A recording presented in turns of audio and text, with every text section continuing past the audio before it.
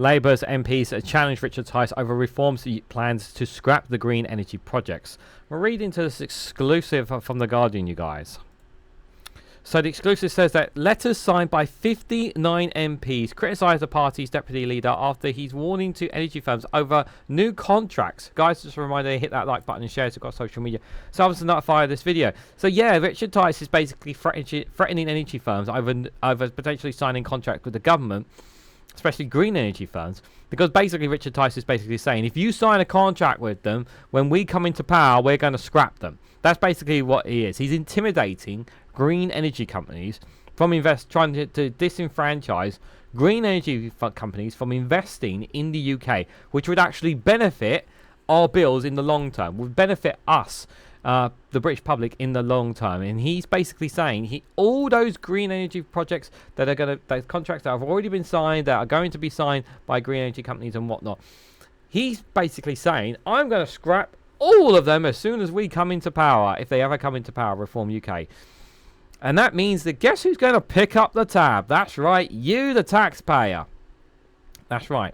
We're going to be picking up that tab after all these really good, great green energy projects that will create lots of jobs in lots of areas, not just London, but rural areas too, that can make a difference to people's lives, as well as reducing energy bills and creating jobs, because people want jobs being created. He wants to scrap all of that. That's what Richard Tice wants to do.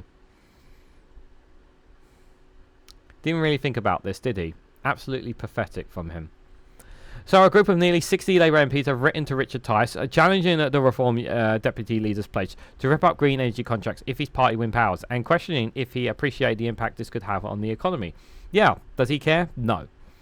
Led by Polly Billington, the East Thanet MP, and signed by 58 others who have sustainable energy projects in their constituencies, the letter says that Tice appears to have underappreciated the growth potential of the green transition, when he wrote to 8 leading energy firms, warning that to bid for new contracts carries significant risk.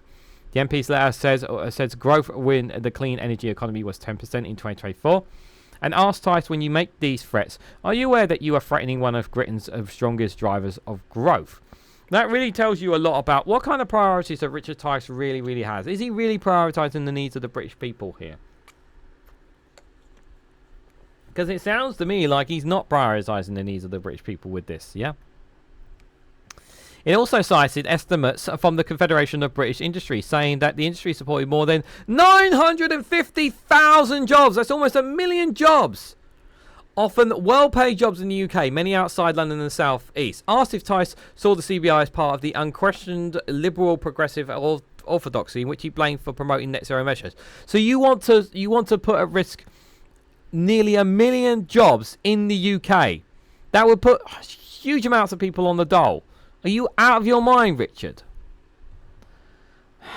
Tice letter, in an example in which he tweeted, warned energy firms against taking part in the next series of bids to apply for guaranteed minimum prices for clean power provision, formerly known as Allocation Round 7.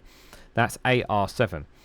If a Nigel Farage-led government took power in Westminster, Tice told the companies he would reassess net zero commitments, adding, as a first step, we will seek to strike down all contracts signed under AR7. You should treat any long-term revenue streams as politically and commercially unsafe. In their letter, the Labour MP asked Tice if he was aware that such contracts were not made with the government but with low-carbon contract companies, a private company owned by the Department of Energy Security and Net Zero. Yeah, so some of these contracts is outside the government's hands anyway, so he's still going to scrap them either way. He hasn't thought this through at all. They said this means that a potential future Reform UK government would not have the ability to strike down any contracts signed through this process, unless you are willing to destroy investors' confidence in the whole of the UK industry by ripping up contract laws. Can you confirm if it is a Reform UK policy to rip up contract laws? This is a very valid point as well. You're going to destroy any consumer trust in consumers for people. No one will want to have a relationship with our government if contracts that we sign are not going to be kept.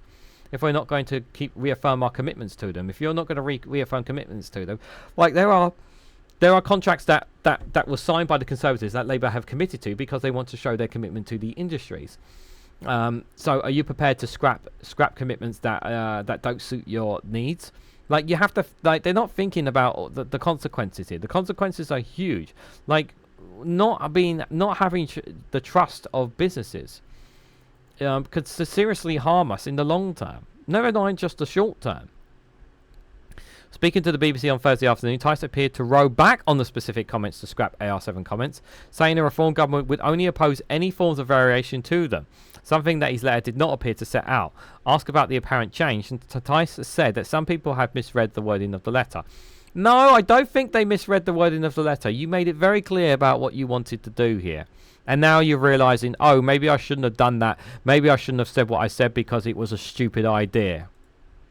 The junior energy minister, Michael Shanks, and said Tice's letter subsequently interviewed were indicated of clown car economics. Scrapping clean energy projects could be politically risky for Reform given the number of jobs they support. The party's mayor for Hull in East Yorkshire, Luke Campbell, has previously said that he would back such plans if they created jobs in the region. The party's wider stance on doubting human-created climate change and the need to tackle it is at odds with the majority voter views in the UK. In an interview with the Times Radio on Thursday, Reform's Greater Lincolnshire Mayor Andrea Jenkins said she did not believe that climate change exists, saying it is just a money-making racket here for some industries. Yeah, because everything that's happening, because obviously you're going to believe Angela Jenkins and not the hundreds of thousands of scientists and evidence that have been pointing to the changes in climate change, the ever rising in our sea level rises, the ever changing climate where the planet's actually getting warmer. We're breaking record temperatures every single year. Rivers are drying up and ice caps are melting. Well, no, none of that is nothing to do with climate change. Yeah, says Andrea Jenkins. Okay, sure. Do I believe that climate change exists? No, Jenkins says. That's because she lives in a bubble. Asked about the massive evidence showing that it was happening, she replied, it depends on what evidence you look at. I think it's a way to actually make money. No, it's not. She said it depends on the evidence you look at. Yeah, if you look at QAnon conspiracy theories and Facebook groups, that's not evidence. But if you look at actual scientists and expertise on it, then you have a different opinion. But obviously you don't want to take that. Letter from the Labour's MPs pointing out other potential vulnerabilities for reform, asking if its stance on green energy was shaped at all by donations from fossil fuel interests. Also adding, did your party leader Nigel Farage's admiration of Vladimir Putin play a role in your calls for the UK to remain reliant on Russia-dominated fossil fuel markets?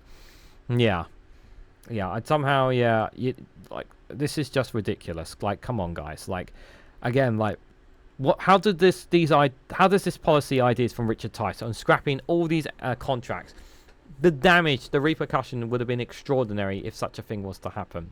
Absolutely extraordinary. And he's throwing it back because he knows it's a stupid idea.